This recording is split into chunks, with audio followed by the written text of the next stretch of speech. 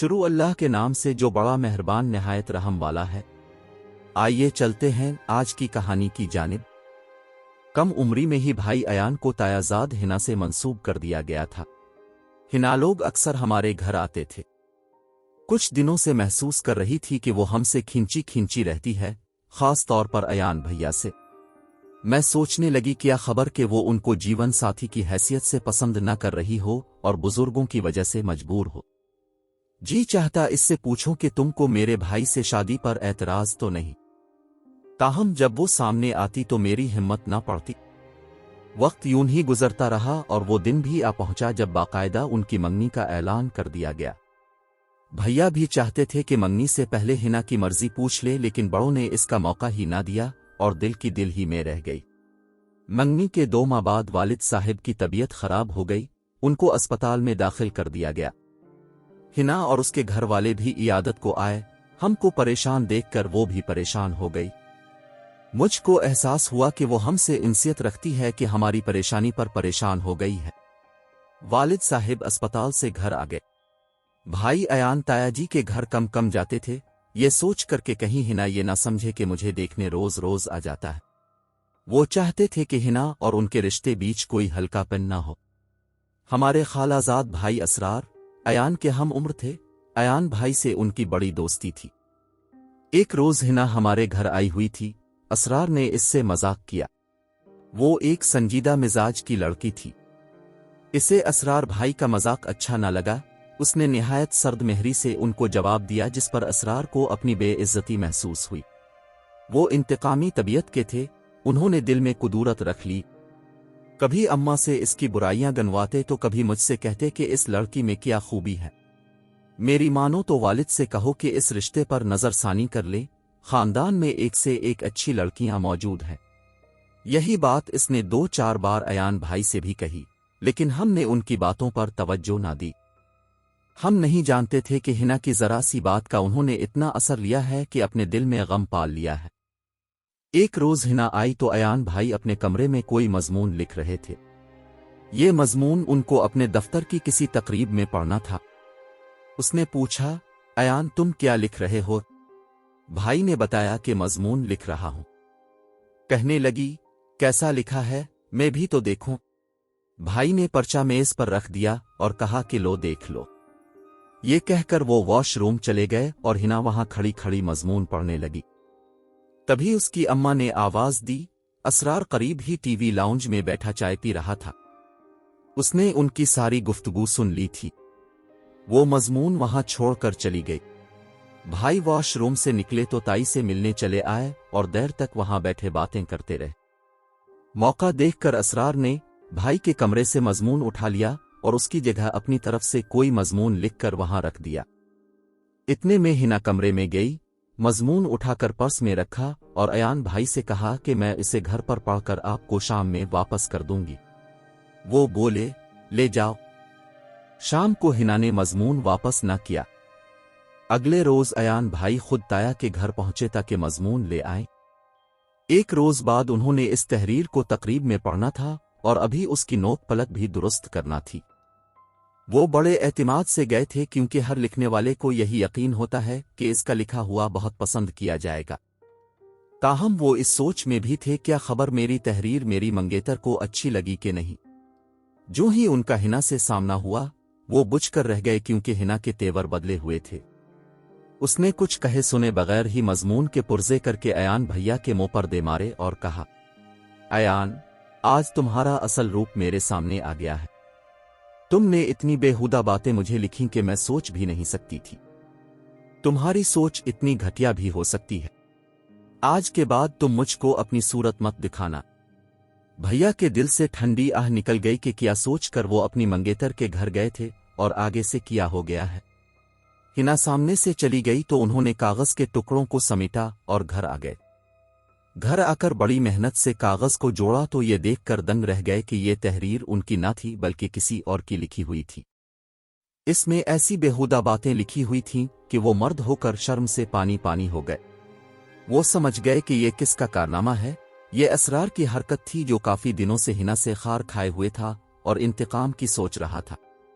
ذرا سی بات کو لے کر دل میں ایسی گرا ڈال لی کہ ان کے پاکیزہ رشتے کو تباہ و برباد کر کے رکھ دیا۔ ہنا کے دل میں اپنے منگیتر کی جو عزت تھی وہ خاک میں مل گئی تھی۔ میرے بھائی کو تو اس قدر غم ہوا کہ انہوں نے اپنی زندگی کو ختم کرنے کا فیصلہ کر لیا اور کچھ الٹی سیدھی گولیاں کھا کر لیٹ گئے۔ خدا کی قدرت کے گولیاں کھانے کے بعد ان کا جی متلایا تو پانی کا گلاس بھر کر پی لیا۔ پانی پیتے ہی کھانسی اتنی شدید ہوئی کہ جو کچھ تھوڑی دیر پہلے نگلا اور پیا تھا سبھی کے ذریعے نکل گیا اور گولیاں بھی نکل گئیں۔ یوں از خود میدا واش ہو گیا اور وہ بچ گئے، تاہم جس دن سے ہنا نے انکار کیا تھا ان کی آدھی جان تو نکل ہی گئی تھی۔ انہوں نے کھانا پینا چھوڑ دیا جس سے وہ بہت کمزور ہو گئے۔ بابا جان شادی کی تاریخ مانگ رہے تھے اور تایا پریشان تھے کہ انہیں کیا جواب دیں۔ اب تائی نہ مان رہی تھیں کیونکہ ہنا نے ان سے کہہ دیا تھا کہ اگر آپ لوگوں نے میری شادی ایان سے کی تو میں زہر کھا لوں گی۔ اسے مناتے سب ہار گئے اور منگنی ختم کرنے کا اعلان کرنا پڑا۔ منگنی ٹوٹتے ہی ہنا کے لیے خاندان سے رشتے آنے لگے۔ ادھر ایان بھائی بیمار تھے، ادھر ہنا کی شادی کی تیاریاں ہو رہی تھیں۔ جب مہندی اس کے ہاتھ پر اپنا رنگ جما رہی تھی، میرے بھائی کی زندگی سے رنگ اترنے والے تھے۔ ان کا مرض بگڑ جانے سے ڈاکٹر پریشان تھے۔ وہ کھا سکتے اور نہ پی سکتے تھے، ان کا بچنا مشکل نظر آ رہا تھا۔ وہ ہر لمحہ ہنا کو یاد کرتے اور مغموم ہو جاتے تھے۔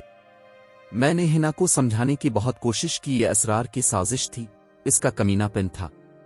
وہ کینا پر ور تم سے بدلہ لینا چاہتا تھا، لیکن اس لڑکی نے میری ایک نہ سنی، شاید وہ مجھے جھوٹا سمجھتی تھی۔ افسوس کی بات یہ کہ اس کا علم صرف مجھے تھا یا بھائی ایان کو کہ انہوں نے اس کو اپنا مضمون پڑھنے کو دیا تھا۔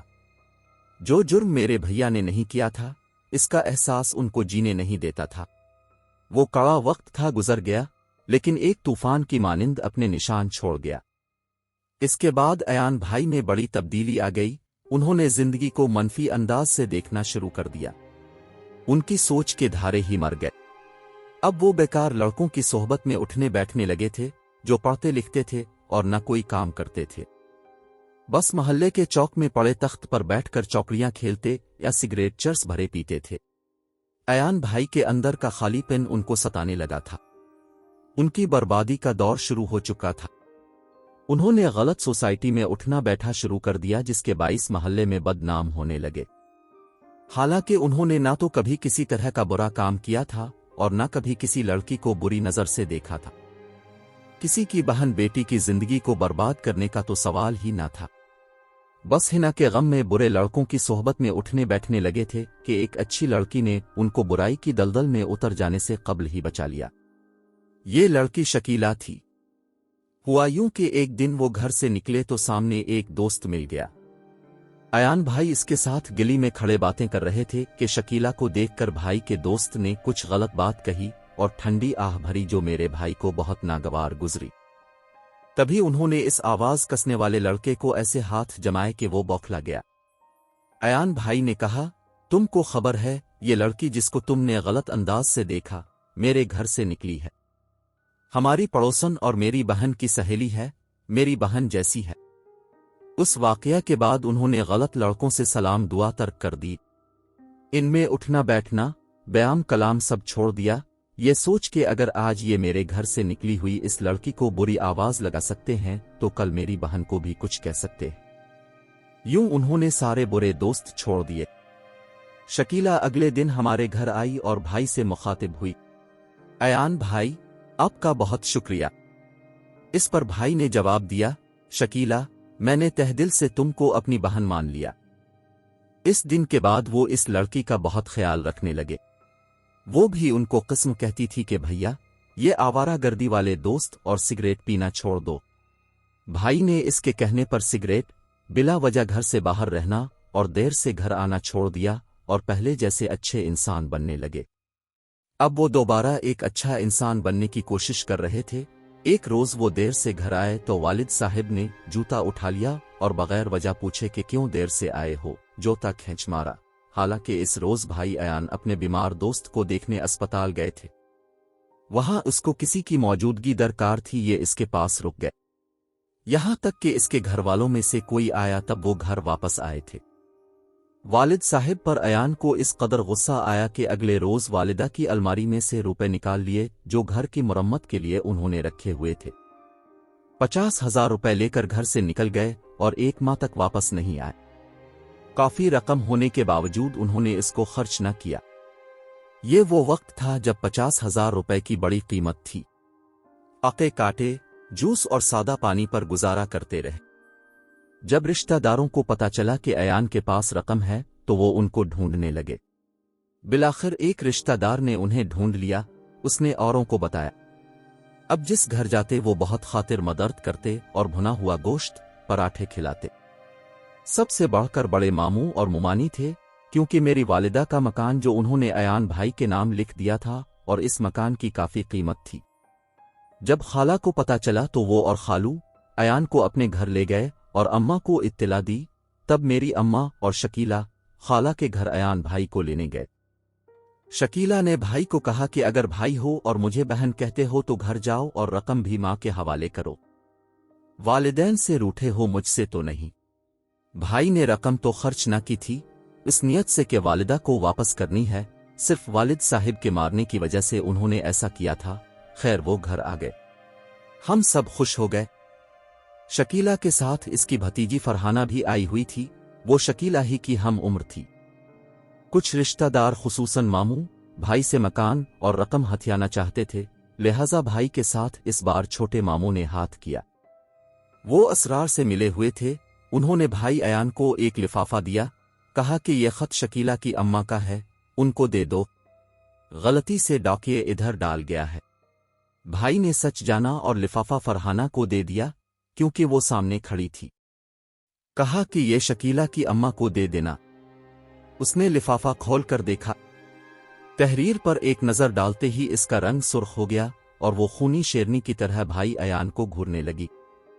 اس کے تیور دیکھ کر بھائی کے ہوش اڑ گئے اور دماغ میں خوف کی گھنٹیاں بجنے لگیں، کیونکہ ایک بار پہلے بھی اسی طرح ڈسے جا چکے تھے۔ سمجھ گئے اس بار چھوٹے ماموں نے چکر دے دیا ہے۔ شکیلہ نے اسی وقت خط پھاڑ دیا، جانے اس میں کیا بےہودہ باتیں لکھی ہوئی تھیں۔ وہ روتی ہوئی ہمارے گھر سے چلی گئی۔ بھائی تو سمجھ رہے تھے کہ ابھی ان کے منہ پر تمانچہ مار دے گی۔ اس کے بعد میں نے شکیلہ کو منانے کی کافی کوشش کی مگر وہ نہ مانی۔ بولی، اب میرا اعتبار ایان پر سے اٹھ گیا ہے۔ اس نے میری بھتیجی کو ایسا غلط قسم کا خط لکھا اور بہانے سے ہم کو دیا کہ چند سطریں پڑھ کر ہی میں برداشت نہ کر سکی۔ بھلا ایسی گندی باتیں پڑھ کر کون برداشت کر سکتا ہے؟ شکیلہ نے میری دوستی ترک کر دی اور ہمارے گھر آنا بھی بند کر دیا۔ ایان بھائی کو تو اتنا قلق ہوا کہ سکتے میں رہ گئے۔ پہلے خالہ کے بیٹے نے اور پھر ماموں نے ان کا سکون لوٹا۔ ایسا تو کوئی سوچ بھی نہیں سکتا کہ پیسوں کی لالچ میں اپنے قریبی عزیز ایسا کریں گے۔ ان کے وار ایسے تھے کہ شکیلہ جیسی بہن کو کھویا اور اپنی منگیتر کو بھی۔ ہنا شادی کے بعد اپنے گھر میں خوش ہے مگر میرا بھائی بیچارہ تو برباد ہوا اور شکیلہ بھی ہم سے نفرت کرنے لگی۔ وہ میرے بھائی کو بدقماش سمجھنے لگی۔ کاش ماموں 50,000 روپے مانگ لیتے تو ایان انکار نہ کرتا، لیکن اس طرح تو ایان بھیا کو برباد نہ کرتے۔ اس واقعے کے بعد وہ اتنے دل برداشتہ ہوئے کہ ہمیشہ کے لیے گھر سے چلے گئے اور آج تک لوٹ کر نہیں آئے۔ ناظرین، ایسی ویڈیوز دیکھنے کے لیے ہمارے چینل کو سبسکرائب کریں۔ مجھے دیجیے اجازت، خدا حافظ۔